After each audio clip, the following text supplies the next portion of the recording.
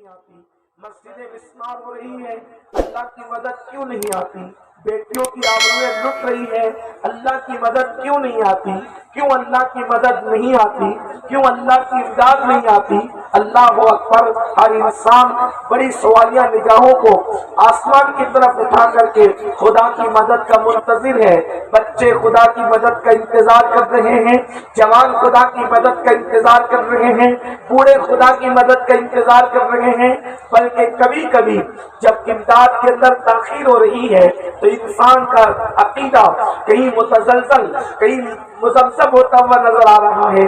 کبھی جوان یہ سوچتے ہیں کیا یہ امداد کے واقعات ابراہیم علیہ السلام پر نار نمرود جو گلزار ہو گئی تھی، حضرت اسماعیل پر جو چھری چلنے کو تیار نہ تھی، جناب یوسف کو مصر کے قید خانے سے نکال کر جو مصر کا بادشاہ بنا دیا گیا تھا، جناب ایوب کو جو بیماری سے شفا عطا کی گئی تھی، یا معاذ اللہ یہ کسی وائز اور کسی خطیب کا گڑا ہوا افسانہ تو نہیں؟ یاد رکھیں یہ حقائق ہیں، نہ کوئی افسانہ ہے، نہ کسی خطیب کی خطابت کی جولانیاں ہے، بلکہ حقائق ہیں، اور ان سب کو قرآن مقدس میں بیان کیا ہے۔ اور جس چیز کو قرآن بیان کر دے پھر مزید اس کے لیے ہمیں کسی ثبوت کی ضرورت نہیں ہوتی۔ لیکن اگر آپ اپنی غربت کے خاتمے کے لیے اللہ کی مدد چاہتے ہیں، اگر ہم اور آپ اللہ اکبر یہ رسوائی سے بچنے کے لیے اللہ کی مدد چاہتے ہیں، اگر اللہ کی امداد چاہتے ہیں، تو میرا اللہ کل جس طریقے سے مدد کرنے پر قادر تھا آج بھی وہ اسی طرح مدد کرنے پر قادر ہے، اور اللہ کی مدد بالکل آئے گی، اور اللہ کی مدد بالکل آ سکتی ہے میرے پیارے آقا صلی اللہ علیہ وسلم کے پیارے دیوانوں۔ لیکن یاد رکھنا اللہ کی مدد فاسق و فاجر کے لیے نہیں آتی، اللہ کی مدد منافقوں کے لیے نہیں آتی، اللہ کی مدد کافروں کے لیے نہیں آتی، اللہ کی مدد ہمیشہ نبی کے وفاداروں کے لیے آیا کرتی ہے، اللہ کی مدد کا نزول ہمیشہ وفاداروں کے لیے ہوا کرتا ہے۔ میرے آقا صلی اللہ علیہ وسلم کے پیارے دیوانوں، آپ اٹھتے ہوئے جنازوں پر اگر خدا کی مدد کا انتظار کر رہے ہیں تو ہمیں اپنے دل کے اندر ٹٹولنا ہوگا، ہمارے دل میں اللہ کے رسول کی وفاداری کتنی ہے، ہم حضور کے وفادار کتنے ہیں۔ اللہ اکبر! اگر بیٹی کی لٹتی ہوئی آبروؤں پر ہم اللہ کی مدد کے منتظر ہیں، مسجدوں کے مسمار ہونے پر اللہ کی امداد کے منتظر ہیں، ہمیں ٹٹولنا ہوگا ہم اللہ کے رسول کے وفادار کتنے ہیں۔ اس لیے کہ اگر بدر میں 313 کی امداد کے لیے ہزاروں فرشتوں کو لے کر روح القدس نازل ہوتے ہیں تو وہ رسول کے غداروں پہ نازل نہیں ہوئے تھے، بلکہ وہ نبی کے وفاداروں پہ نازل ہوئے تھے۔ وسلم کے پیارے دیوانوں، اگر کربلا میں خدا کی مدد تھی تو غداروں کے ساتھ نہیں تھی بلکہ وفاداروں کے ساتھ تھی۔ ابراہیم پر نار نمرود گلزار ہوئی تھی تو جناب ابراہیم نے مکمل طور پر وفا کا حق ادا کیا تھا، تب اللہ کی مدد نازل ہوئی تھی۔ اب ہمیں یہاں پر صرف اتنا فیصلہ کرنا ہے، تحفظ ناموس رسالت کے نام پر ہزاروں کی تعداد میں جمع ہونے والوں، یہ بات پہلے میں بالکل واضح کر دوں، یہ مجمع نہ امین القادری کے نام پر آیا ہے، یہ مجمع نہ حضرت محبوب گوہر کے نام پر آیا ہے، نہ یہ مجمع خطبہ اور علماء کے نام پر آیا ہے، یہ مجمع صرف اور صرف مصطفیٰ جان رحمت کی ناموس کے نام پر آیا ہے، کے نام پر آیا ہے۔ واللہ مسلمان اپنے نبی کا اتنا وفادار ہے کہ اگر مرنے والے کو نبی پاک کے نام پہ اٹھایا جائے تو مرنے والا بھی حضور کے نام پہ اٹھ کے کھڑا ہے۔ اس لیے کہ حضرت پیر نصیر الدین نصیر کہتے ہیں قبر کی نیند سے اٹھنا کوئی آسان نہ تھا، قبر کی نیند سے اٹھنا کوئی آسان نہ تھا، ہم تو محشر میں انہیں دیکھنے آئے ہوئے۔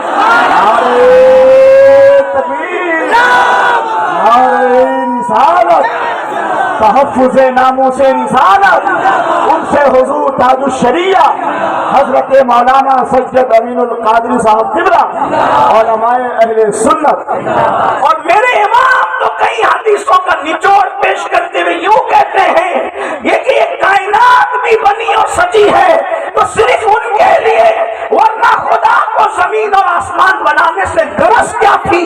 جب یہ زمین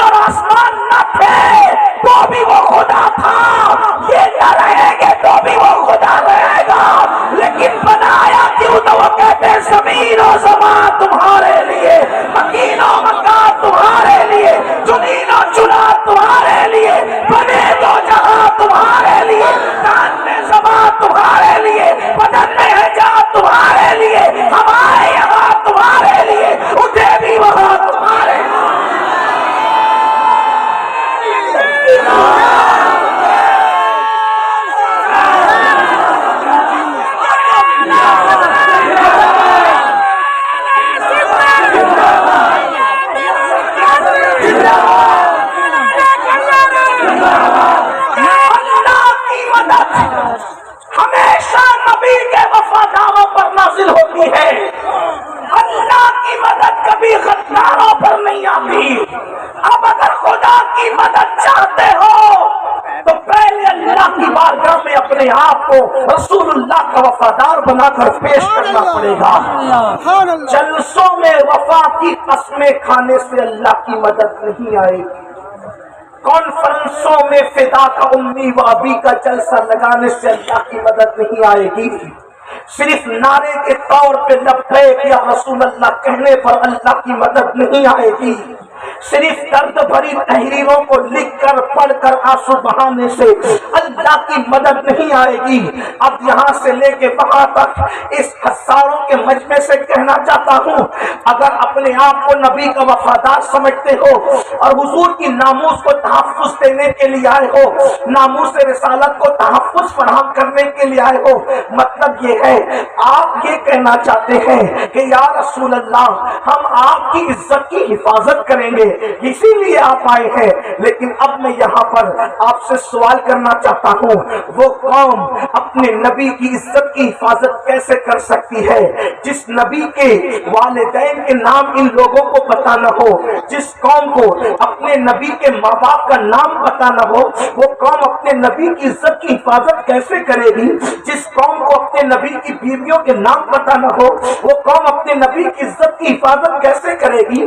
جس قوم کو اپنے نبی کی ولادت اور وصال کی جو ہے وہ تاریخ کے متعلق مکمل طور پر معلوم نہ ہو، وہ قوم اپنے نبی کی عزت کی حفاظت کیسے کرے گی؟ میرے آقا صلی اللہ علیہ وسلم کے پیارے دیوانوں، آج پوری دنیا جو رسول اللہ پر بھونک رہی ہے، اس کی سب سے بڑی وجہ یہ ہے کہ دنیا جانتی ہے مسلمانوں کا تعلق ان کے رسول سے صرف ٹمٹماتے ہوئے چراغ کی طرح رہ گیا، ان کا رسول اللہ سے تعلق کیا رہ گیا ہے؟ جو قوم اپنے نبی کے نام پر فجر کی نماز میں 10 منٹ کی نیند قربان نہیں کر سکتی، وہ قوم اپنے نبی کے نام پر جان کیا قربان کرے گی؟ اللہ اکبر! دنیا سمجھ چکی ہے سارے معاملے کو، دنیا سمجھ چکی ہے ساری بات کو، اس لیے وہ لوگ بہت بے باکی کے ساتھ بھونک رہے ہیں۔ ورنہ پوچھنا چاہتا ہوں، دنیا تو آج بھی وہی ہے، بلکہ آج تو مسلمان پوری دنیا میں 250 کروڑ ہے۔ آخر عمر ابن خطاب کے دور میں تو مسلمان مٹھی بھر تھے، اس دور میں کوئی رسول اللہ کی توہین کا کیوں سوچ نہیں سکتا تھا؟ آخر صلاح الدین ایوبی کے دور میں کیوں مسلمانوں کے درمیان کوئی رسول اللہ کی توہین کا سوچ نہیں سکتا تھا؟ آج کیوں توہین کے جو سستی شہرت جاتا ہے وہ رسول اللہ پہ بھونکنے لگتا ہے، وہ حضور کی توہین اور بے ادبی کرنے لگتا ہے؟ اس لیے کہ پتہ ہے اس قوم کو رسول اللہ کے بارے میں کچھ نہیں پتا۔ کیا میں اتنے بڑے مجمع سے سوال کرنے کا حق نہیں رکھتا کہ تم نبی کی عزت کو تحفظ دو گے؟ محمد الرسول اللہ کا مطلب ہی بتا دو کیا ہے۔ جس قوم کو محمد الرسول اللہ کا مطلب نہ پتا ہو، وہ قوم اپنے نبی کی عزت کو کیا تحفظ فراہم کرے گی؟ اے میری قوم کے جوانوں، آج بھی پوری دنیا کے اندر 250 کروڑ کلمہ پڑھنے والے بستے ہیں۔ صرف ہم رسول اللہ کے سچے وفادار ہو جائیں، پھر دیکھو انقلاب کیسے آئے گا۔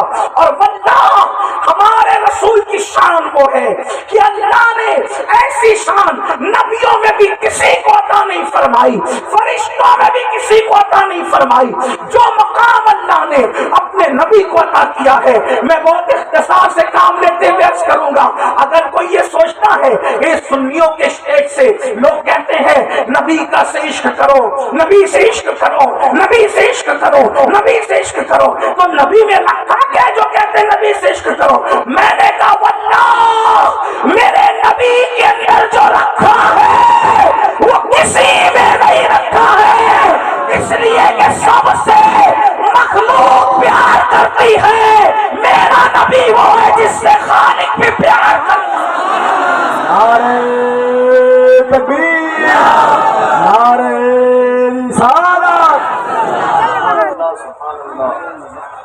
جس کا مشتاق خداوند قدوس ہو۔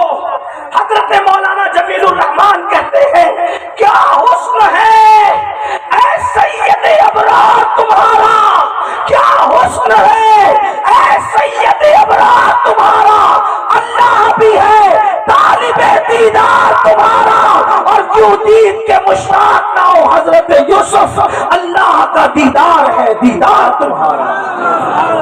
حضور سے وفا کی بات آئی ہے تو دو باتیں عرض کر کے اپنی بات ختم کروں گا. پہلی چیز، حضور سے ہم عشق کیوں کرتے ہیں، حضور سے محبت کی بات کیوں کرتے ہیں؟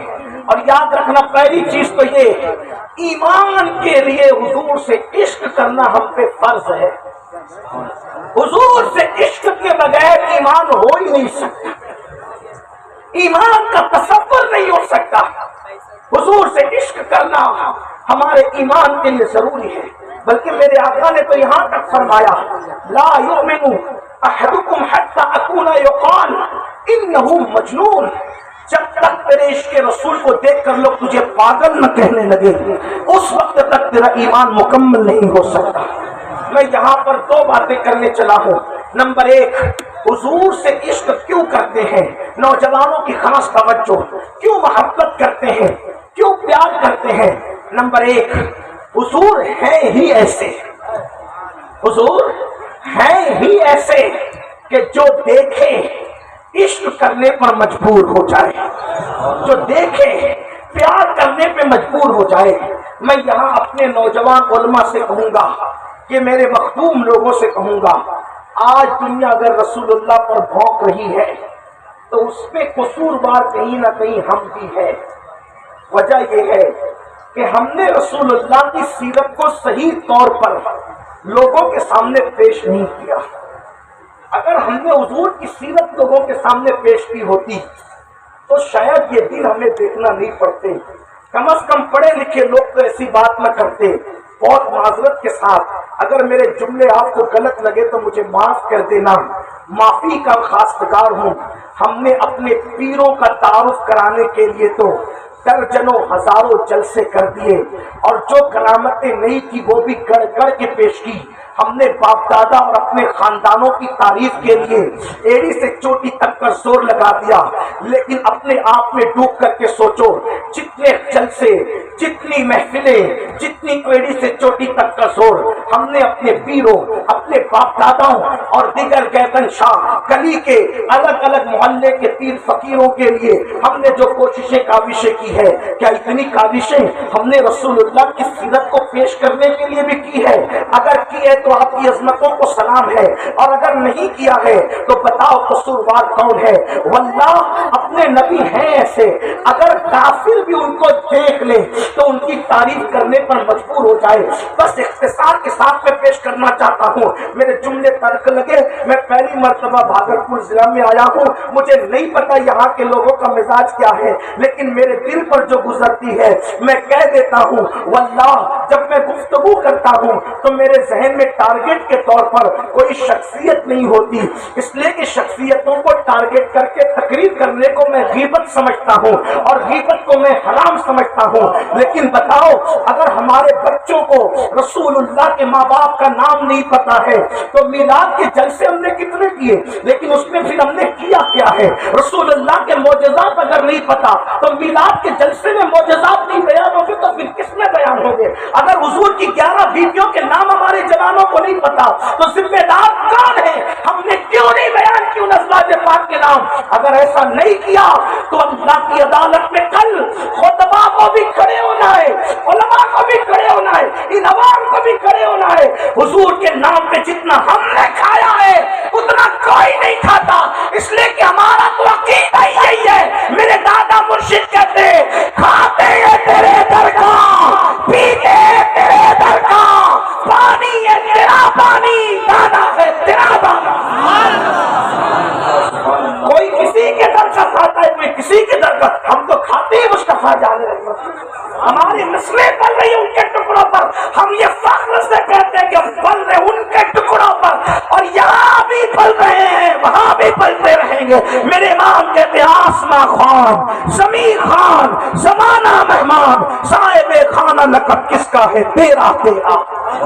تیرے ٹکڑوں سے پلے غیر کی ٹھوکر پہ نہ ڈال، چڑچیاں کھائے کہاں چھوڑ کے صدقہ تیرا. حضور ہے ہی ایسے. چلے بات کر لیتے ہیں جو دیکھے عشق کرنے پہ مجبور ہو جائے.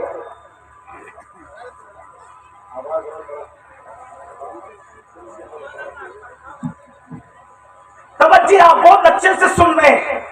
توجہ جو دیکھے جو دیکھے عشق کرنے پہ، مومن کافر کی بات نہیں کرتا، مسلمان اور غیر مسلم کی بات نہیں کرتا، جو دیکھ لے گا وہ عشق کرنے مجبور ہو جائے گا، اور جو نہ دیکھے کم از کم وہ صحیح سیرت سن لے گا تو عشق کرنے میں مجبور ہو جائے گا۔ ایک مرتبہ کا واقعہ ہے کہ سیدہ خدیجہ الکبریٰ یہ رسول اللہ کی پہلی زوجہ ہے جو 2 مرتبہ بیوہ ہو چکی ہے۔ اب آپ غور سے سنتے جانا، اپنی بہنوں کی بھی توجہ، میری ماں اور بہنوں اپنے بچوں کو سوتے وقت کتے بلی طوطا مینا کی کہانی نہ سناؤ، پنکی پنکی ببلو ٹبلو کی کہانی نہ سناؤ، موٹو پتلو کے سیریل مت دکھاؤ، بلکہ اپنے بچوں کو سوتے وقت رسول اللہ کے معجزات بتاؤ، اپنے بچوں کو جو ہے وہ کہانی قصے کے طور پر حضور علیہ السلام کی سیرت کے واقعات بتاؤ، حضور کی سخاوت، حضور کی شجاعت، حضور کا حسن، حضور کا علم، حضور کا اختیار، حضور کا حاضر و ناظر ہونا مائیں اپنے بچوں کو پلا دے تاکہ دنیا کی کوئی طاقت میرے نبی کا عشق ہمارے بچوں کے سینے سے چھین نہ سکے۔ اللہ اکبر۔ اگر کافر بھی حضور کی سیرت صحیح طور پہ معلوم کر لے، پڑھ لے، سن لے تو وہ بھی عشق کرنے پہ مجبور ہو جائے گا۔ کہتے ہیں کہ سیدہ خدیجہ الکبریٰ 2 مرتبہ بیوہ ہو چکی تھی، مالدار اتنی تھی، دولت اتنا ان کے پاس دولت اتنی موجود تھی کہ اللہ اکبر، مکے والے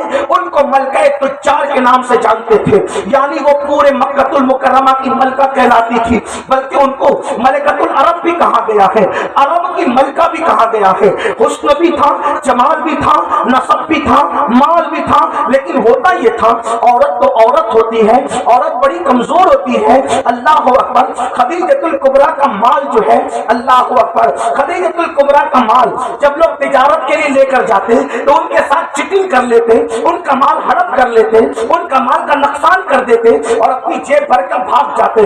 خدیجہ کو فکر ہوئی کہ کوئی مجھے ایسا ایماندار ملنا چاہیے، ایسا دیانتدار ملنا چاہیے کہ جو میرا مال تجارت لے جائے اور پھر وہ پوری دیانتداری کے ساتھ جو ہے وہ میرا کام کر سکے۔ اب دل سے سننا، خدیجہ الکبریٰ نے اپنی سہیلی نفیسہ سے مشورہ کیا۔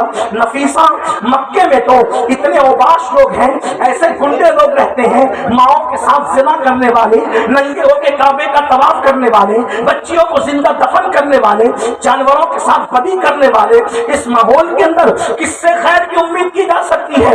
نفیسہ نے نشاندہی کی، ابو طالب کا بھتیجا ہے، اللہ اکبر، عبداللہ کا بیٹا ہے، اللہ اکبر، اس کا نام محمد ہے، کیا تم نے اس کو دیکھا ہے؟ لوگ اس کے تقوی کی قسم کھاتے ہیں، لوگ اس کی پرہیزگاری کی قسم کھاتے ہیں۔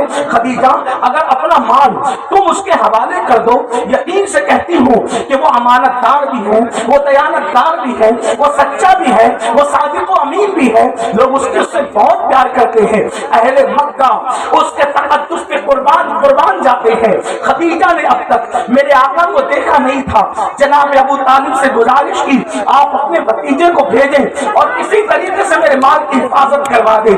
اللہ اکبر، میرے آقا مصطفیٰ جان رحمت صلی اللہ علیہ وآلہ وسلم پہلی مرتبہ جب مال تجارت کو لینے کے لیے خدیجہ کے گھر پر آتے ہیں گفتگو کرنے کے لیے، اب ذرا کئی کتابوں کا، اتنے مجموعہ سیرت کی کتابوں کا ایک ساتھ نچوڑ کر اس واقعے کے حوالے سے آپ کی خدمت میں پیش کر رہا ہوں۔ اللہ اکبر، خدیجہ فرماتی ہے کہ مکے میں میرا گھر ایسے مقام پر تھا، نہ سورج نکلتے وقت نہ سورج ڈوبتے وقت اس کی کرنیں میرے گھر میں کبھی نہیں آتی تھی۔ سمجھنے کی کوشش کرنا میرے بھائیوں، کیسے ہندوستان میں اگر کسی کا مکان کا دروازہ شمال یا جنوب کی طرف ہوگا تو سورج نکلتے وقت یا سورج ڈوبتے وقت کبھی سورج کی کرنیں دروازے سے اس کے گھر کے اندر داخل نہیں ہو سکتی، اس لیے کہ کب داخل ہوتی ہے؟ یا تو گھر مشرق کی طرف ہو یا تو مغرب کی طرف ہو۔ مشرق کی طرف ہوگا تو نکلتے وقت تو سورج کی کرنیں داخل ہوگی، مغرب کی طرف ہوگا تو ڈوبتے وقت سورج کی کرنیں داخل ہوگی۔ خدیجہ کہتی ہے، سیدہ خدیجہ، کہ میرا گھر مکے میں ایسی مقام پر تھا اور دروازہ اس طرف تھا کہ نہ سورج نکلتے وقت میرے گھر کے دروازے سے سورج کی کرنیں آتی تھی، نہ ڈوبتے وقت سورج کی کرنیں آتی تھی. فرماتی ہے ایک مرتبہ میں اپنے دروازے کی طرف پیٹ کر کے اور دیوار کی طرف چہرہ کر کے کسی کام میں مصروف تھی تو میں نے اچانک دیکھا کہ سورج کی کرنیں میرے گھر کے دروازے سے میرے گھر کی دیوار پر پڑی. تو میں نے حیرت سے سوچا کہ آج سورج نکلا کدھر سے ہے, آج سورج نکلا کدھر سے ہے کہ میرے گھر میں سورج کی کرنیں آ رہی ہے. یہ جو محاورہ سنتے ہو نا کہ سورج کدھر سے نکلا, یہ سیدہ خدیجہ کے جملے کی خیرات ہے. سورج کدھر سے نکلا اس لیے کہ وہ بہت بڑی شاعرہ بھی تھی. انہوں نے کہا کہ سورج نکلتے ڈوبتے وقت میرے گھر کے دروازے سے کبھی کرنیں نہیں آتی تھی. میں دیوار کی طرف رک کر کے چلا دروازے کی طرف پیٹ کر کے کام کر رہی تھی, سورج کی کرنیں پڑی تو میں نے سوچا سورج کدھر سے نکلا. جب میں پلٹ کر دیکھتی ہوں تو میں حیران ہوں کہ سورج نہیں تھا, وہ تو ایک خوبصورت جوان تھا. وہ تو خوبصورت جوان تھا جس کے چہرے سے کرنیں میرے دروازے سے میری دیوار پر پڑ رہی تھی.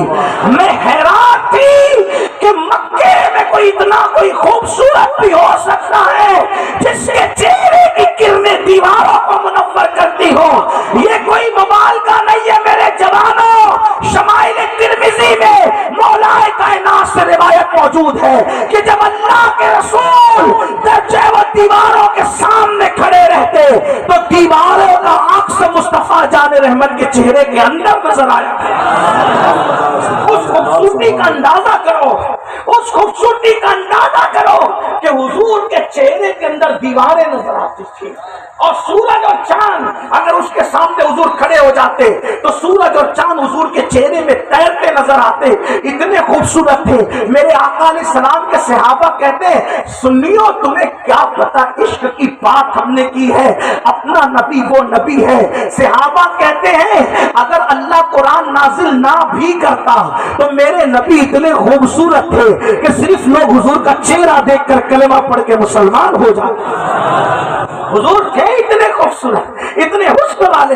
اما خدیجہ کہتی میں نے پہلی بار دیکھا, وہ کہتی میں تو سب کچھ ہار گئی, میں تو ان کے سامنے سرنڈر ہو گئی. میں نے پوچھا آپ کون ہے تو بہت سادگی اور معصومیت سے کہا میرا نام محمد ہے, میں عبداللہ کا بیٹا ہوں. جناب ابو طالب نے مجھے بھیجا ہے کہ میں تمہارے گھر آؤں اور تم سے بات کروں. خدیجہ کہتی ہے جو بھی تاجر آتا تھا میں اس سے ساری باتیں طے کرتی تھی, لیکن یہ پہلا تاجر تھا میں نے کچھ بات نہیں کی.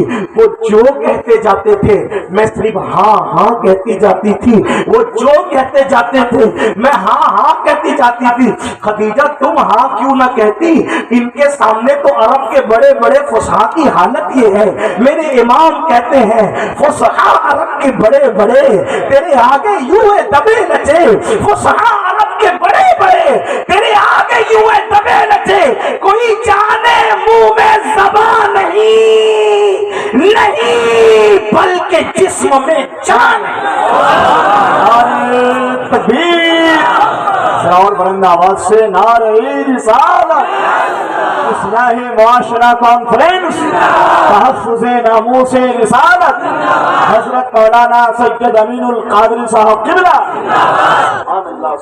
ان کی گفتگو سن کر عرب کے فصحاء کا حال یہ ہوتا کہ منہ میں زبان نہیں, اس لیے کہ جس کے منہ میں زبان نہ ہو کم سے کم وہ آنکھوں سے یوں تو کرتا ہے نا, سر تو ہلاتا ہے نا. لیکن حضور کی بات سن کر کے اثر یہ ہوتا تھا کہ لوگ سر ہلانا بھی بھول جاتے تھے. ایسا لگتا تھا جیسے اس کے جسم سے جان ہی نکل گئی. یہ فصاحت کا حال تھا, یہ فصیح و بلیغ تھے. اس طریقے سے حضور افصح العرب تھے. پوری کائنات کے اندر سب سے زیادہ اللہ نے آپ کو فصاحت دی تھی. تو خدیجہ کہتی تھی بس میں ہاں ہاں کرتی رہی اور سارا معاملہ طے کر کے وہ کیا گئے کہ میرا چین گیا, میری نیند گئی, میری کیفیت یہ ہو گئی کہ میں سوچتی تھی مکے میں کوئی اتنا متقی ہے کہ جو کسی پر نظر اٹھا کر نہیں دیکھتا, مکے میں کوئی اتنا پرہیزگار ہے. آخر میں نے اپنے غلام میسرہ سے کہا میسرہ اس محمد کے ساتھ مال تجارت لے کر تم کو جانا ہے, اب دھیان سے سنتے جانا. میسرہ سے کہا تم کو جانا ہے. لیکن میسرا جب بھی ہم مال لے کر کے بیچتے تھے تو ہم یہی کہتے تھے مال کا دھیان رکھنا, پیسوں کا دھیان رکھنا, مال کا دھیان رکھنا, پیسوں کا دھیان رکھنا. لیکن میسرا آج جب تم محمد کے ساتھ جا رہے ہو, مجھے مال کی کوئی پرواہ نہیں, بس تم نے محمد کا دھیان رکھنا. اور تم نے کرنا ایک کام یہ ہے, میں اپنے لہجے میں بات کر رہا ہوں, تم نے کرنا ایک کام یہ ہے, محمد کے عیب گنتے رہنا ہے, محمد کے عیب نوٹ کرتے رہنا ہے. محمد میں عیب کتنے ہیں, روح فدا صلی اللہ علیہ وسلم. پہلی بات تو یہ عرض کروں, جب بھی آقا کا نام لیا جائے القاب و آداب کے ساتھ لیا جائے, لیکن جناب خدیجہ کے جذبات بیان کرنے کے لیے مجھے ان کے من نوان جملوں کو کہیں کہیں نقل کرنا پڑے گا تاکہ اندازہ ہو کہ خدیجہ چاہتی کیا تھی. کہتی ہے خدیجہ محمد کے عیب تم نے گننا ہے, میں صرف تم کو ان کا خیال کرنا ہے. اب اللہ اکبر, قافلہ روانہ ہوتا ہے, ملکہ تجار کا قافلہ روانہ ہوتا ہے, مکے کے تاجروں کا قافلہ بھی ساتھ ساتھ جاتا ہے, اور پھر اس کے بعد میسرہ غلام بھی ساتھ ساتھ جاتا ہے. المختصر یہ, جب وہ قافلہ واپس آتا ہے تو خدیجہ اپنی سہیلی نفیسہ کو لے کر اپنی ٹیرس پر بیٹھ جاتی ہے, اور ٹیرس پر بیٹھ کر کے آنے والے قافلے کے منظر کو دیکھتی ہے.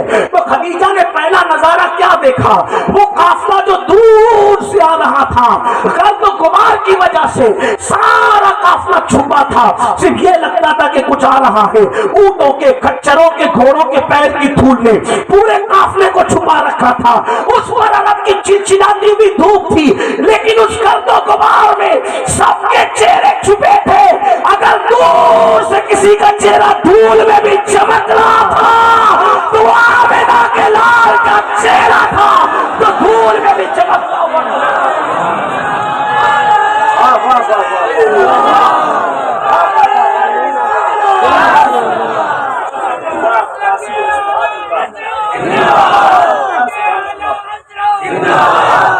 دھول میں بھی حضور کا چہرہ چمک رہا تھا, اور بتایا جا رہا تھا جب آسمان کے چاند اور سورج کو دھول متاثر نہیں کر سکتی تو آفتاب نبوت اور مہتاب رسالت کو دھوپ کیسے متاثر کر سکتی ہے. خدیجہ دیکھ کر حیران تھی, کسی کو دیکھ کر حیران تھی.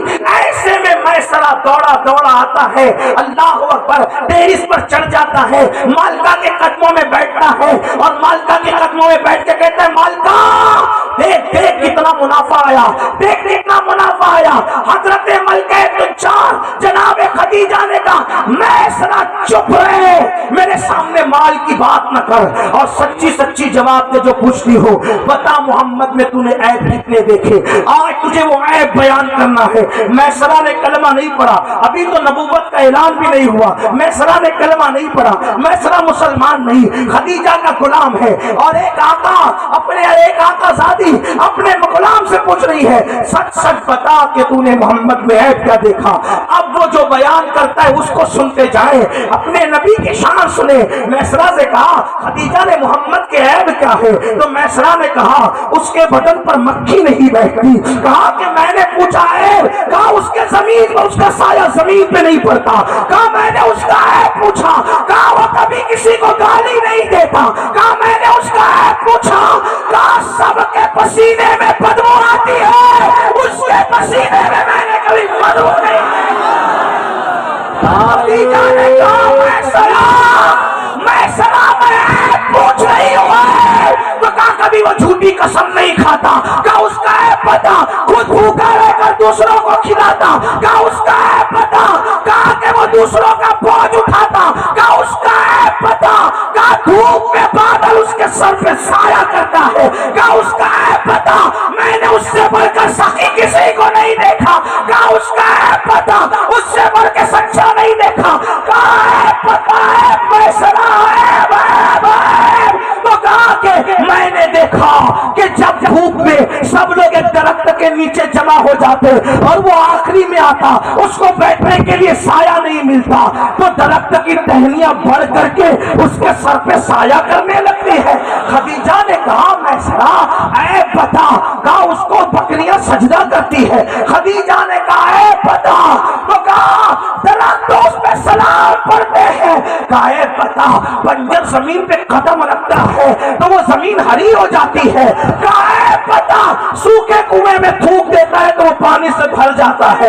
کہا اے پتا کھاری کنویں میں تھوک دیتا ہے تو وہ میٹھے ہو جاتے ہیں. خدیجہ نے کہا اے پتا اے, تو اس وقت میسرہ نے کہا واللہ خدیجہ میں نے تیرا نمک کھایا ہے, نمک. اللہ کی عزت کی قسم, ایک ہاتھ میں چاند لا کر رکھ دے اور دوسرے ہاتھ میں سورج لا کے رکھ دے اور پھر پوچھ کہ محمد میں عیب کیا ہے, تو میں کہوں گا قسم خدا کی اللہ نے اس کو ہر عیب سے پاک پیدا فرمایا.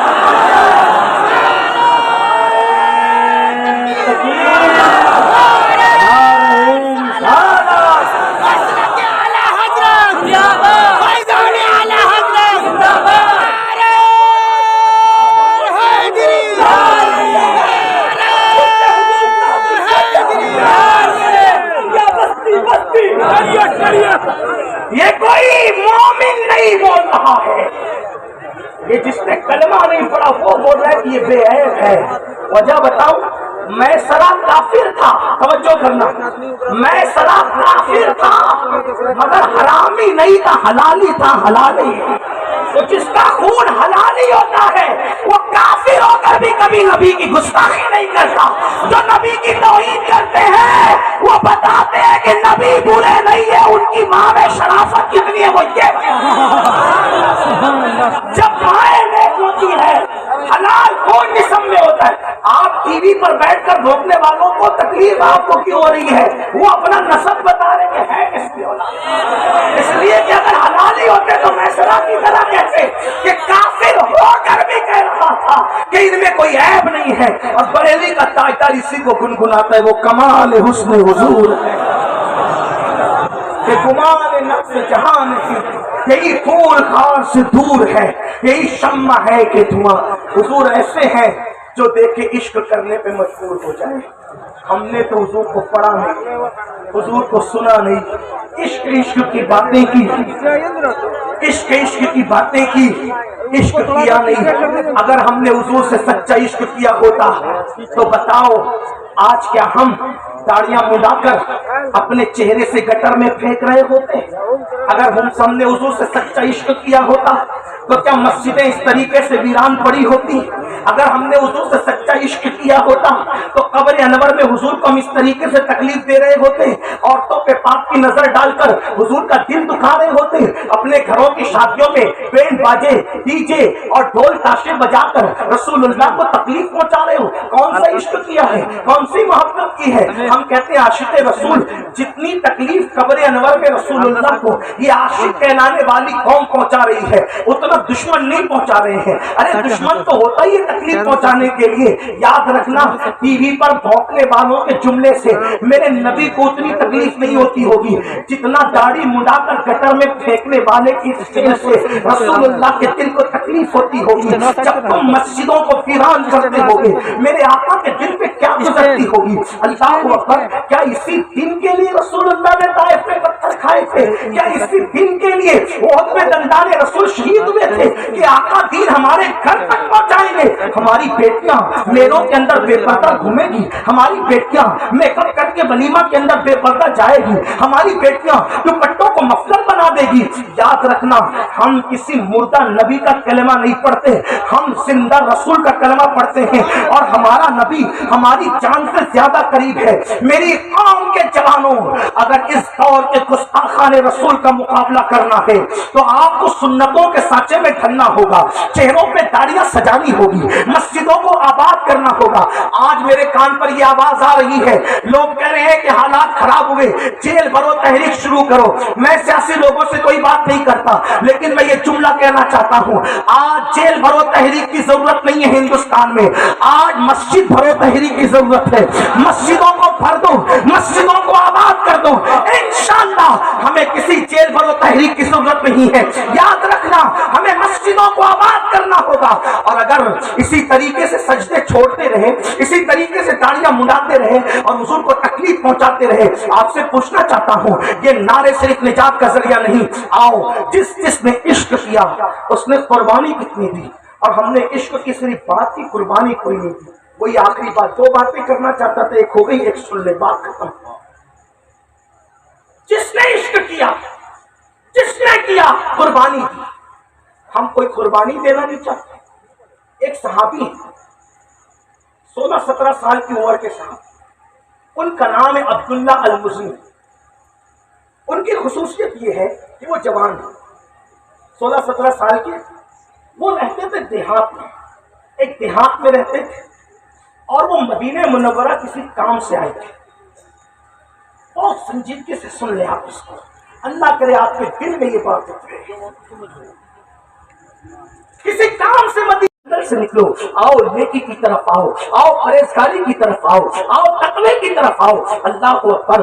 अब्दुल्ला का चचा मारते मारते थक जाता है, लेकिन अब्दुल्ला छोड़ते नहीं दामन मुस्तफा।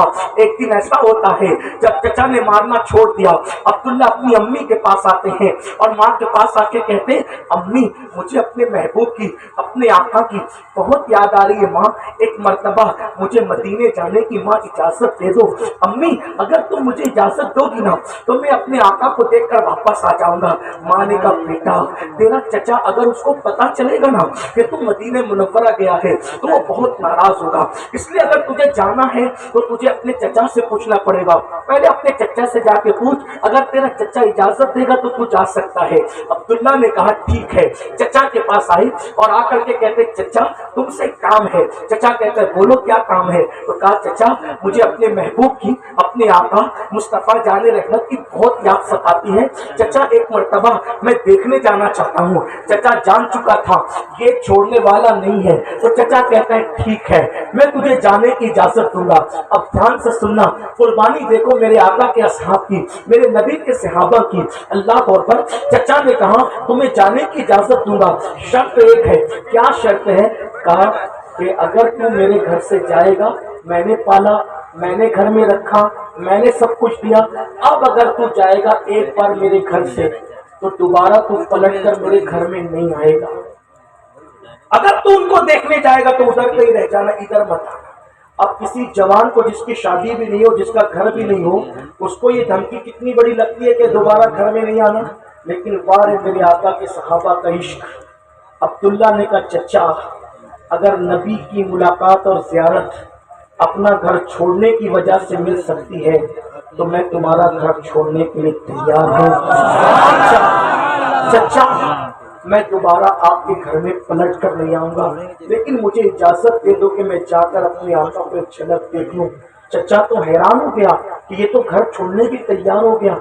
फिर फौरन फैसला बदला और कहा सिर्फ घर नहीं छोड़ना, ये जो माल तेरी जेब में है ना, ये सब माल भी मेरा दिया हुआ है, ये सब माल भी रख कर जाएगा, एक कौड़ी ले जाने नहीं दूंगा।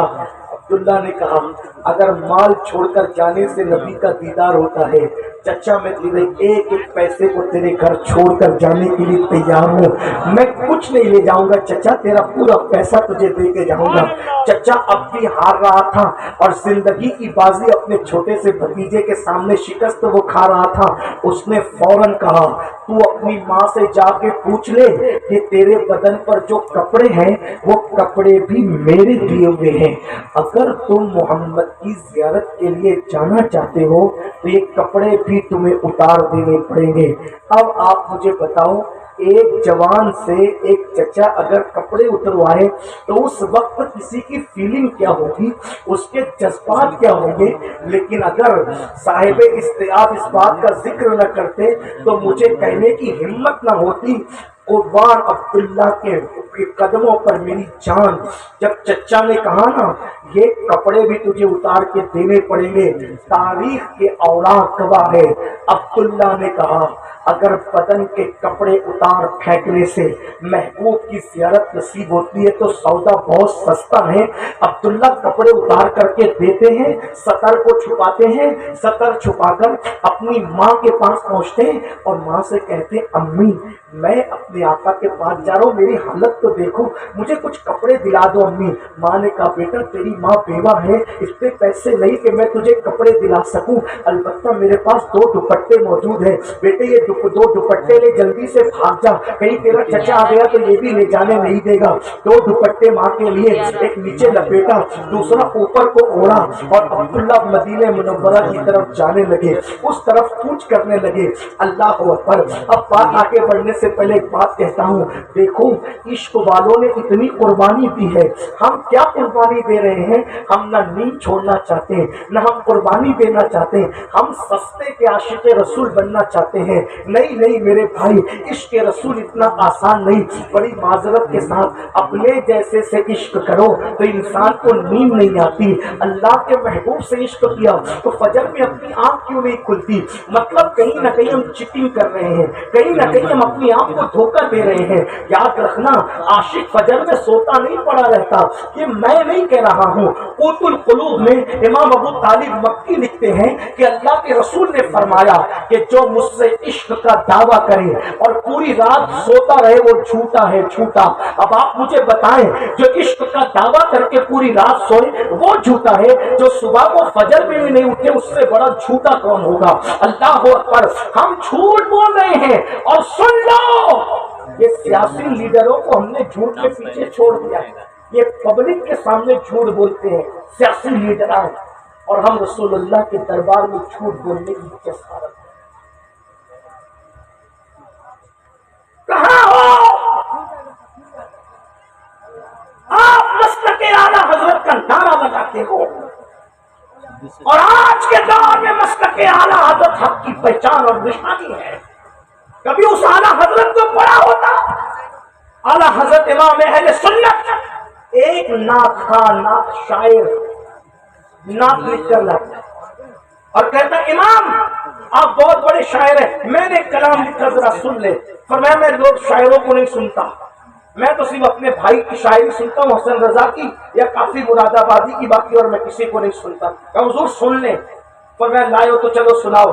تو اس نے بہت سنایا، اتنا سنایا کہ اس کا ایک شعر کا مفہوم یہ تھا، حضور میں آپ کے بغیر ایسے تڑپ رہا ہوں جیسے مچھلی پانی کے بغیر تڑپتی ہے۔ امام نے سنا، آنکھوں میں آنسو، کیونکہ وہ تو سچے عاشق تھے، سچے عاشق تھے، آنکھوں میں آنسو آ گئے۔ جب کلام پورا ہوا تو امام کا جواب سنو۔ فرمایا شاعر صاحب آپ کا کلام بہت خوبصورت ہے، لیکن آپ نے جو لکھا ہے اگر وہی آپ کے دل کے جذبات ہے تو احمد رضا آپ کے تلوے چومنے کے لیے تیار ہے، آپ کی جوتیوں کو اپنے سر پہ رکھنے کے لیے تیار ہے، اور جو آپ نے لکھا ہے وہ صرف شاعری اور آپ کے دل کے جذبات نہیں ہے۔ تو شاعر صاحب اللہ سے ڈریے، جس کی نگاہ سے خدا کی ذات نہ چھپی اس کی نگاہ سے آپ کے دل کے جذبات کیا چھپ سکتے ہیں؟ اتنی بڑی بارگاہ میں آپ جھوٹ بولنے کی جسارت کر رہے ہیں۔ اب آپ کہتے ہیں لبیک یا رسول اللہ، لبیک یا رسول اللہ، مجھے اس نعرے سے کوئی اختلاف نہیں، لیکن لبیک یا رسول اللہ کا مطلب کہ یا رسول اللہ میں حاضر ہوں۔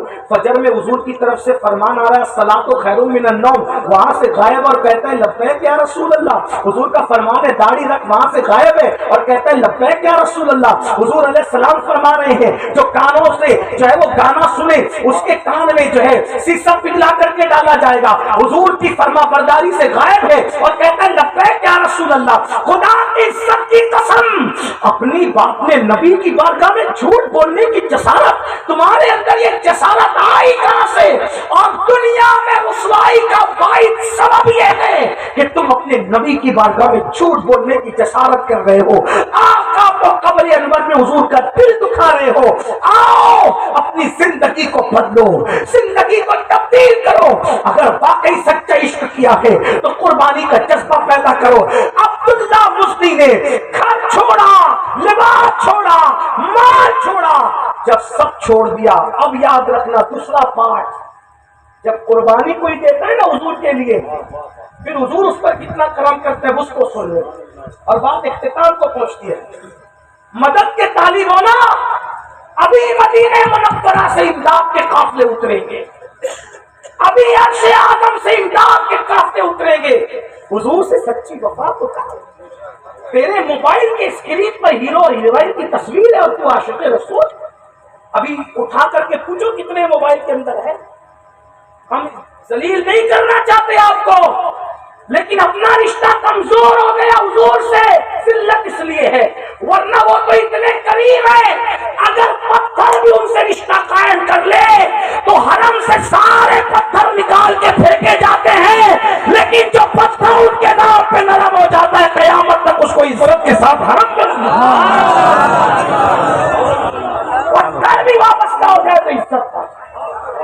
تم تو انسان سچی وابستگی کر لو، پھر دیکھو کیسا انقلاب آتا ہے۔ اقبال نے اسی لیے تو کہا تھا بجھی عشق کی آگ اندھیر ہے، بجھی عشق کی آگ اندھیر ہے، مسلمان نہیں رات کا ڈھیر ہے۔ آج رات کے ڈھیر ہو گئے کیونکہ دل میں عشق نہیں ہے، دل سوچ سے خالی ہے، نگاہ پاک نہیں ہے، دل سوچ سے خالی ہے، نگاہ پاک نہیں ہے، پھر اس پر کہ تو بے باک نہیں ہے۔ اللہ اکبر، ہماری نگاہیں تقدس سے جو ہے وہ پاک نہیں، نگاہیں عورتوں کو دیکھ کر ناپاک ہو رہی ہے، گندے مناظر کو دیکھ کے ناپاک ہو رہی ہے، گندی پکچروں کو دیکھ کے ناپاک ہو رہی ہے۔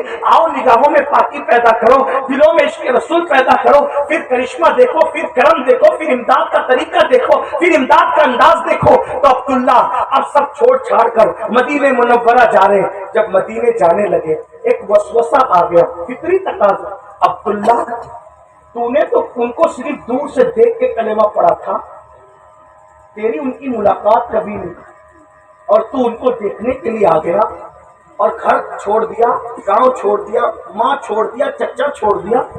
اگر عبداللہ وہ تجھے نہیں پہچانیں گے، دھیان سے سننا، اب اسد المان آپ کے دل و دماغ میں خدا بٹھا دے، اگر عبداللہ وہ تجھے نہیں پہچانیں گے تو تیرا تو مستقبل ہی تباہ ہوگا، تیرا تو کیریئر، تو کہاں رہے گا، کون تجھے پناہ دے گا؟ عبداللہ نے فوراً ذکر کرے نہیں ایسی کوئی بات نہیں، چھوڑ، اور اگر وہ نہ پہچانے تو میرا کام تو یار سے عشق کرنا ہے، باقی وہ نہ پہچانے تو ان کی اپنی بات ہے، میں بھیک مانگ لوں گا مدینے میں، کسی درخت کے نیچے زندگی گزار دوں گا، لیکن اب تو ان کا دامن نہیں چھوڑوں گا، کیونکہ وہ چھوڑنے والی ہستی ہی نہیں ہے۔ کیوں؟ ان کے لیے سب کو چھوڑ دو، ان کے لیے سب کو چھوڑ دو، یہی دین ہے۔ اسی لیے تو حضور تاج الشریعہ کہتے ہیں نبی سے جو ہو بیگانہ، نبی سے جو ہو بیگانہ اسے دل سے جدا کر دے، بدر مادر برادر جان و مال ان پر فدا کر دے۔ یہ گھر سے نہیں کہا تھا اختر رضا دھاری نے، تاج الشریعہ نے یہ بات عبداللہ کو دیکھ کر کہا، اصحاب مصطفیٰ کو دیکھ کر کہا تھا، اس لیے کہ بریلی کی بات گھر میں گڑی ہوئی نہیں ہوتی، بریلی کی بات تو 1400 سال کا اتنے مجموعہ ہوا تھا، چاہے دادا کہے چاہے پوتا کہے سب کی بات ایک ہی بات ہے، بدر مادر برادر جان و مال ان پر فدا کر دے۔ عبداللہ نے جھڑک دیا نہیں، چلے محبوب جو کرے وہ کرے، میں نے تو بس فیصلہ کر لیا ہے، لیکن اب وہ پتلیا سا دوپٹہ اوڑھ کر، پتلی سی چادر لپیٹ کر جیسے ہی مدینہ منورہ میں داخل ہوتے، خدا کا کرنا آدھی رات گزر چکی تھی، مدینے والوں کے دروازے بند ہو چکے تھے، کوئی بستر پہ سو رہا تھا، کوئی مصلے پہ رو رہا تھا۔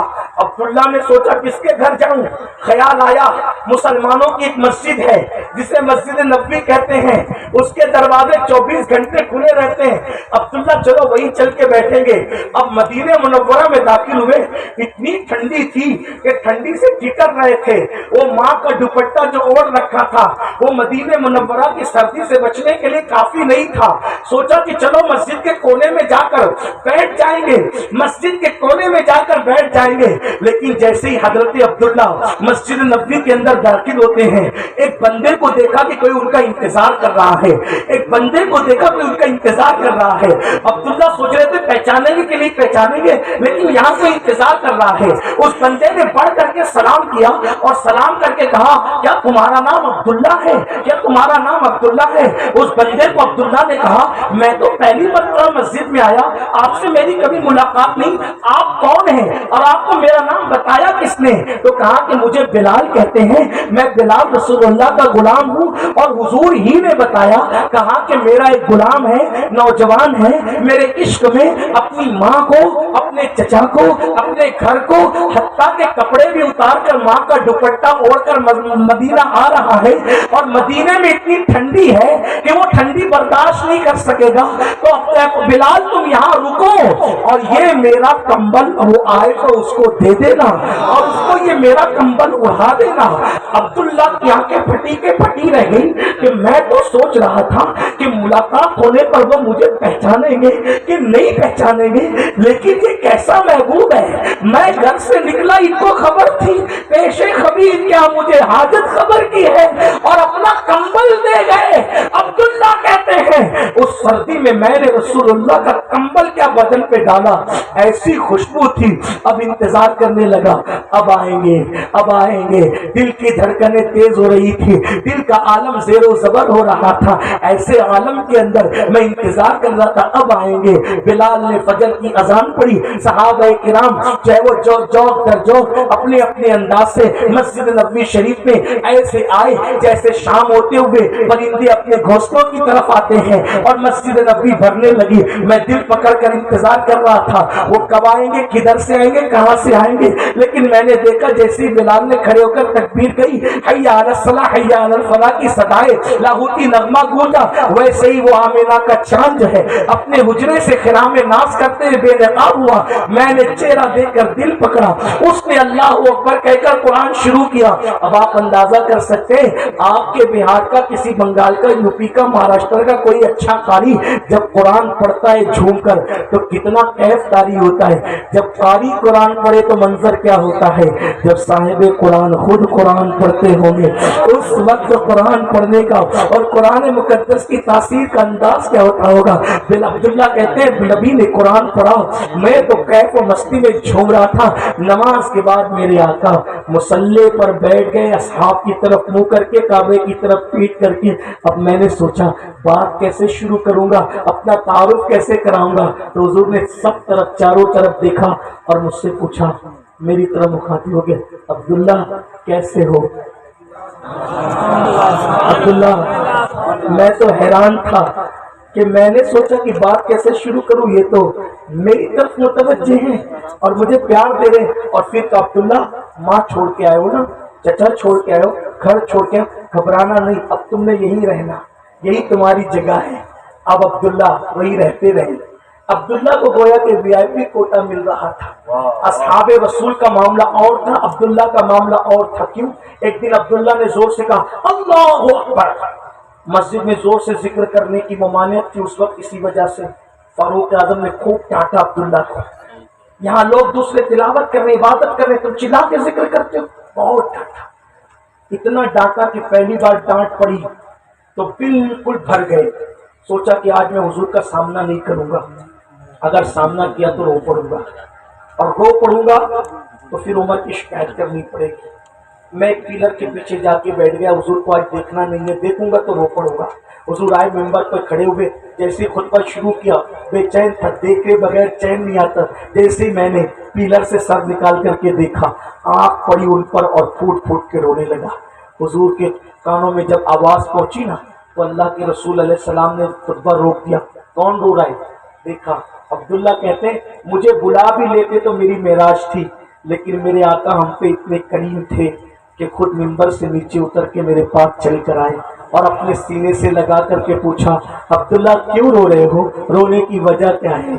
मैंने कुछ बयान नहीं किया, बहुत रोने लगा, मेरी सिसकियां बन गई, हिचकियां निकलने लगी, रोता रहा। आखिर फारूक आजम ने आकर कहा, या रसूल अल्लाह, इसको मैंने डांटा है। क्यों डांटा? जोर से जिक्र कर रहा था इसलिए। आका ने फरमाया, उमर ये सब छोड़कर आया है मेरे इश्क में, ये कुछ भी करे इसको करने देना, इसको कभी डांटना नहीं।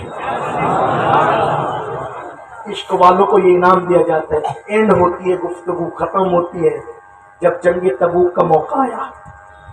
सच्चा इश्क करने वालों को इनाम क्या मिलता है? जब जंग तबूक का मौका आया, सारे सहाबा चले, सबको चलने का हुक्म था, अब्दुल्ला भी चले। अब्दुल्ला इब्ने मसूद, अब इस रिवायत को अब तक के हजरत अब्दुल्ला की रिवायत अब्दुल्ला से चल रही थी, अब ये रिवायत इब्ने मसूद से है। عبداللہ ابن مسعود کہتے ہیں تبوک میں ہم پہنچے، ایک رات میرا دل بے چین ہوا تو میرے دل نے چاہ کے رسول اللہ سے ملاقات کروں۔ میں اپنے خیمے سے نکلا، حضور کے خیمے پہ گیا تو حضور نہیں تھے، صدیق اکبر کے خیمے میں آیا وہ بھی نہیں تھے، فاروق اعظم کے خیمے میں آیا وہ بھی نہیں تھے۔ میں گھبرایا، اللہ خیر کرنا، نہ رسول اللہ خیمے میں، نہ صدیق خیمے میں، نہ عمر خیمے میں۔ میں دوڑا ادھر ادھر تو میں نے دیکھا مشعل جل رہی ہے اور ایک جگہ بھیڑ اکٹھا ہے۔ میں دوڑ کے وہاں پہنچا تو کیا دیکھا، کسی کا انتقال ہو چکا تھا۔ میں نے کہا کس کا انتقال ہوا؟ تو صحابہ نے کہا عبداللہ کا انتقال ہوا۔ عبداللہ کا؟ وہ عبداللہ جو سب چھوڑ کر آئے تھے، جوانی میں چلے گئے؟ ہاں چلے گئے۔ اس وقت صحابہ کہہ رہے تھے آقا مدینے کا دستور ہے کہ جو انتقال کرتا ہے اس کے رشتہ دار اس کو غسل دیتے ہیں۔ حضور اس کو غسل کون دے گا، اس کا تو کوئی رشتہ دار نہیں۔ تو آقا نے فرمایا اس کو ابو بکر و عمر غسل دیں گے۔ عشق والوں کو انعام کیا ملتا ہے؟ صدیق و فاروق نے غسل دیا، غسل دینے کے بعد دونوں قبر میں اتر گئے۔ جب اترے تو سرکار علیہ السلام نے فرمایا باہر آ جاؤ۔ صحابہ نے کہا ہمارے ماں باپ آپ پہ قربان آقا، جو رشتہ دار غسل دیتے اکثر وہی تو قبر میں داخل ہونے کے لیے جو ہے وہ لٹانے کے لیے داخل ہوتے ہیں۔ آقا فرماتے باہر آ جاؤ، اس لیے کہ عبداللہ کو میں اپنے ہاتھ سے اس کی قبر میں لٹاؤں گا۔ اور پھر سنیو، لوگوں کی قبر میں بعد میں آتے ہیں، عاشقوں کی قبر میں تو لٹانے بھی تشریف لے آتے ہیں، جنازے میں بھی شریک ہونے آ جاتے ہیں۔ ان کے کرم کی باتیں وہ عشق کر کے تو دیکھیں۔ سچی بات یہ ہے ہم نے صرف دعوے کیے ہیں، ہم نے سچا عشق نہیں کیا۔ میری قوم کے جوانوں سب سے پیار کر چکے، سب سے عشق کر چکے، ان سے بھی کر کے دیکھو۔ سب کے لیے رو چکے، ان کے لیے بھی رو کے دیکھو۔ حضور تاج الشریعہ کہتے ہیں رو چکا یوں تو میں اوروں کے لیے خوب، مگر رو چکا یوں تو میں اوروں کے لیے خوب، مگر اپنی الفت میں رلاؤ تو بہت اچھا ہو۔ سب کے لیے رو کے دیکھا ہے، کبھی ان کے لیے بھی رو کے دیکھو۔ سب سے وفا کر کے دیکھا ہے، کبھی ان سے ہی وفا کر کے دیکھو۔ سب کو قربانی دے کر دیکھا ہے، ان کے لیے بھی قربانی دے کے دیکھو۔ سب کے لیے کچھ نہ کچھ چھوڑ کے دیکھا ہے، ذرا ان کے لیے بھی کچھ چھوڑ کے دیکھو۔ آقا فرماتے ہیں ابو بکر عمر باہر آؤ، میں خود اس کی قبر میں اتروں گا، اپنے ہاتھ سے اس کو دفن کروں گا۔ عبداللہ ابن مسعود کہتے ہیں میں نے دیکھا اللہ کے رسول کی قبر میں اترے اور اپنی باہوں میں عبداللہ کو لیا، اور لینے کے بعد میں دیکھ رہا تھا مشعل جل رہی تھی اور اس کی روشنی میں رسول اللہ کا نورانی چہرہ اللہ اکبر شعائیں بکھیر رہا تھا۔ عبداللہ کی قبر میں حضور کھڑے تھے، اپنے ہاتھ سے حضور نے کفن ہٹایا تو عبداللہ کا چہرہ بے نقاب ہو گیا، اور میں نے دیکھا اس روشنی میں، مشعل کی روشنی میں حضور کی آنکھوں سے آنسو نکل کر داڑھی پر آئے اور بالوں سے چھاور ہو کر عبداللہ کے چہرے پر موتیوں کا جمنے لگے۔ اس وقت میں اپنا دل پکڑ کر رشک کر رہا تھا۔ ابن مسعود کہتے مجھے کبھی کسی پہ رشک نہیں آیا، لیکن اس دن میں رشک کر رہا تھا اے اللہ کاش اس عبداللہ کی جگہ مرنے والا عبداللہ ابن مسعود ہوتا تو کتنا اچھا ہوتا۔ حضور قبر میں اتار رہے ہیں، کوئی قبر میں نماز لے جائے گا، کوئی قبر میں جہاد کا ثواب لے جائے گا، کوئی قبر میں روزوں کا ثواب لے جائے گا۔ اے عبداللہ تجھ پر میرے ماں باپ قربان، تو اپنی قبر میں اپنے کفن میں نبی آنسوؤں کو لے کر کے جا رہا تھا۔ رسول اللہ کے آنسو عبداللہ کے چہرے پہ جم رہے تھے، اور پھر میرے آقا نے ان کے لاشے کو آسمان کی طرف اٹھایا اور اٹھانے کے بعد فرمایا اے اللہ تو گواہ رہنا کہ میرے صحابہ میں میرا یہ وہ صحابی ہے جس نے مجھے کبھی ناراض نہیں کیا۔ مولا میں گواہی دیتا ہوں کہ میں اس سے راضی ہوں، تو بھی اس سے راضی ہو جا۔ تب صحابہ کی چیخیں نکل گئی کہ جو حضور کے لیے قربانیاں دیتے ہیں ان کو رسول اللہ کتنا نوازتے ہیں۔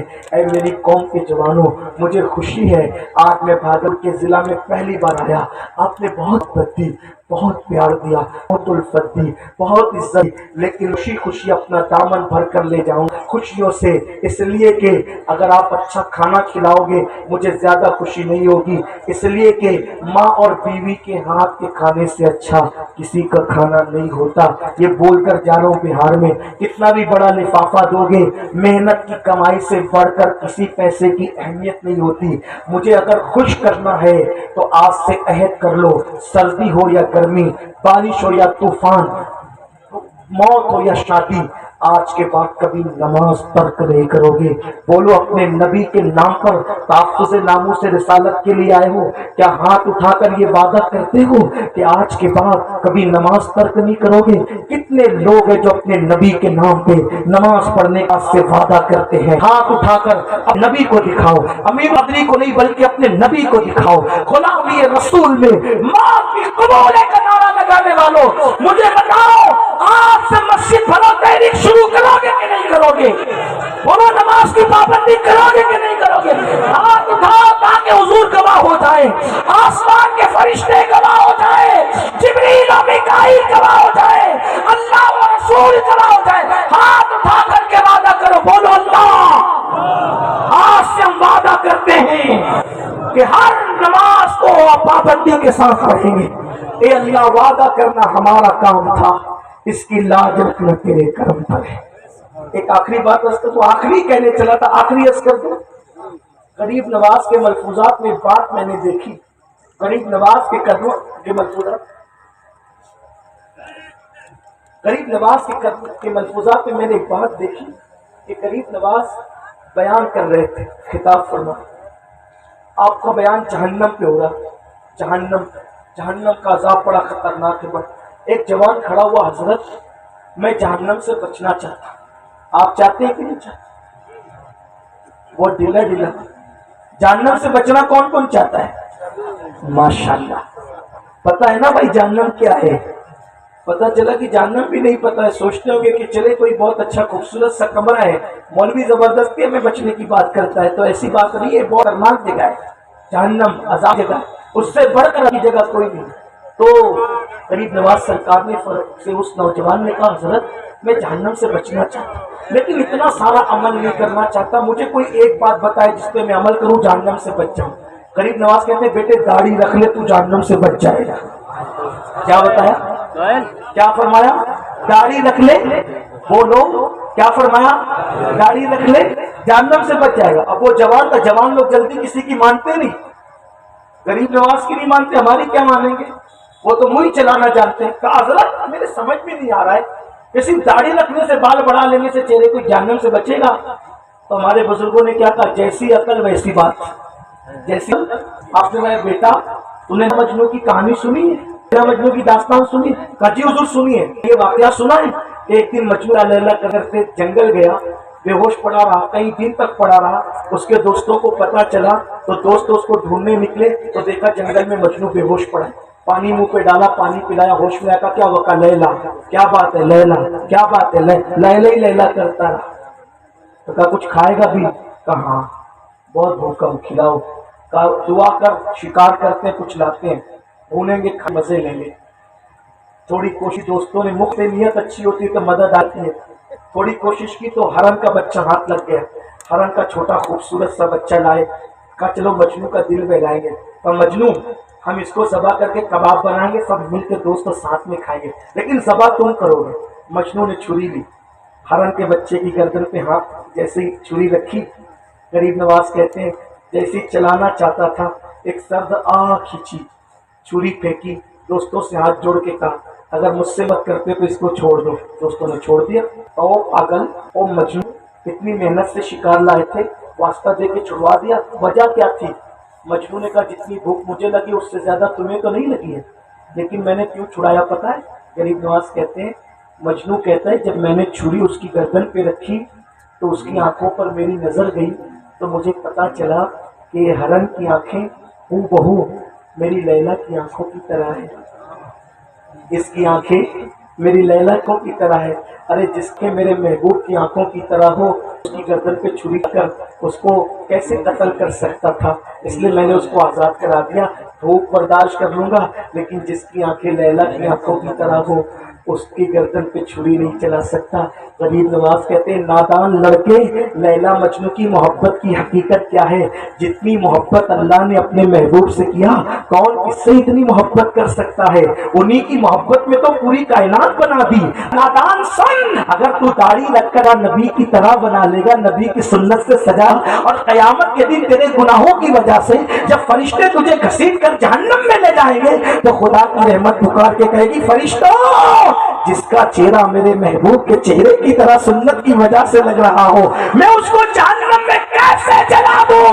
یہ کتنا بھی گنہگار ہے مگر اس کا چہرہ تو محبوب کے چہرے کی طرح ہے، تو چہرہ جہنم سے بچا لیا جائے۔ اس لیے اگر جہنم سے بچا ہے تو اپنے چہروں پہ دست سجا لو تاکہ گستاخ رسول کا جواب دے سکو۔ اور علامہ موصوف کے حکم کے مطابق دو باتیں اور عرض کر دوں۔ حضرت کا حکم ہے، آج کل لوگ ام المومنین سیدہ طیبہ طاہرہ سیدہ عائشہ صدیقہ سلام اللہ علیہا کے بارے میں بڑی بکواس کرتے ہیں۔ ہم کہتے ہیں عائشہ کو کون جان سکتا ہے؟ سیدہ عائشہ مفتی 4 ملت ہیں اور ان کی شان بہت بڑی ہے۔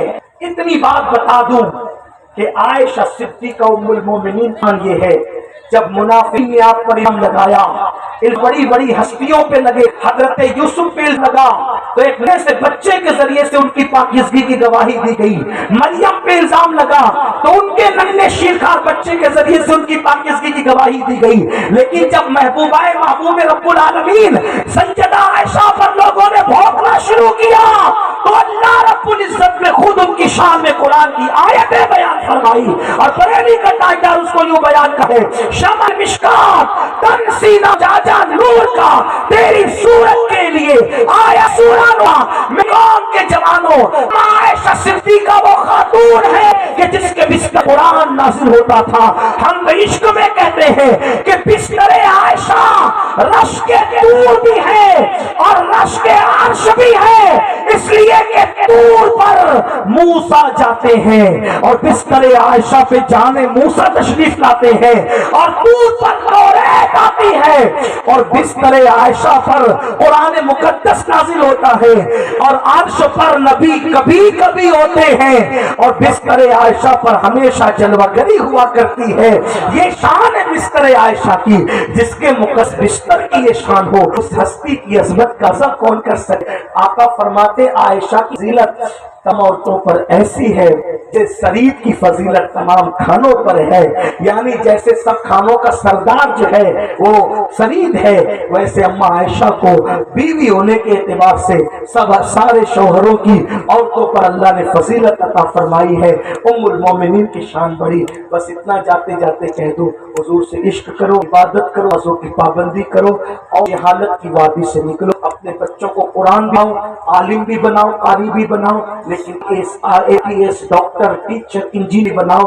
اور اگر کہتے ہو ہم غریب ہیں ہمارے پاس پیسے نہیں ہیں، 8 گھنٹے محنت کرنے کی بجائے 16 گھنٹے محنت کرنا پڑے، 16 گھنٹے محنت کرو۔ اپنے بچوں کو جاہل مت رکھو، چھوٹی چھوٹی عمر میں اپنے بچوں کو کھیتوں میں مت لگا دو، چھوٹی عمر میں اپنے بچوں کو کام سے مت لگا دو، اس لیے کہ تمہارے بچے بے منہ کی گائے کی طرح ہے، جس کھوٹے سے باندھنا چاہو گے باندھ دو گے۔ لیکن آج تم نے اپنے بچوں پہ ظلم کیا، خود قبر میں تمہیں کبھی ماں کرے گی۔ بچوں چھوٹی کو کام سے مت لگاؤ، بلکہ ان کو کی عمر میں پڑھ لو اور بہت پڑھنے دو اور پڑھنے دو۔ صرف سال اگر ایجوکیشن محنت کر لو گے انشاءاللہ پوری دنیا کا مستقبل ہمارا ہوگا۔ رسول اللہ نے جو انقلاب برپا کیا تھا 23 سال کی قلیل مدت میں، وہ علم انقلاب تھا۔ ہم بھی علم کی دنیا میں توجہ کریں اور محنت کریں۔ ہمارے مہاراجا کے سادات نے، مہاراجا کے بزرگوں نے یہ نعرہ لگایا، آدھی روٹی کھائیں گے، بچوں کو پڑھائیں گے۔